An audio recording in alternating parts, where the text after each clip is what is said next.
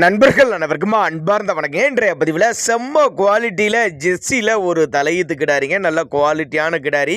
இந்த கிடாரியோட பல்லு வந்து 2 பல்லுன்னு சொல்லியிருக்காங்க. கிடாரி வந்து கன்று ஈன்றுச்சுங்க. நல்ல மடிசெட்டு நல்ல காம்போலத்தோட விற்பனைக்கு வந்திருக்குது. இந்த கிடாரியோட தலைச்சங்கரவையோட விலை நிலவரம் எந்த ஊர்லேருந்து விற்பனைக்கு வந்திருக்குது எல்லாமே தெளிவாக பார்க்கலாம். கலரு செம்பூத்து கலரு அப்படின்னு தான் சொல்லியிருக்காங்க.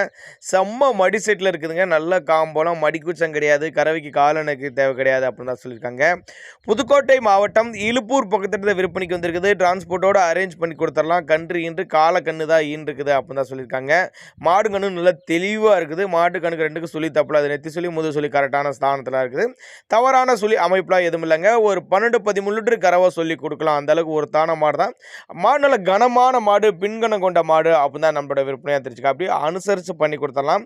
ஒரு ட்ரிப் நேரில் வந்து பார்த்து செக் பண்ணியே ஓட்டிக்கோங்க. தண்ணி தீனிக்கில் எந்த ஒரு குறைச்சல் இல்லாத மாடு. 2 பல்லு தலைச்சங்கிடாரி, கண்ணு ஈன்றுச்சு, கால கண்ணு ஈன்றுக்குது. 13 லிட்டர் கறவை சொல்லி கொடுக்கலாம். தேவைப்படும் நபர்கள் மட்டும் தாராளமாக கான்டாக்ட் பண்ணுங்கள்.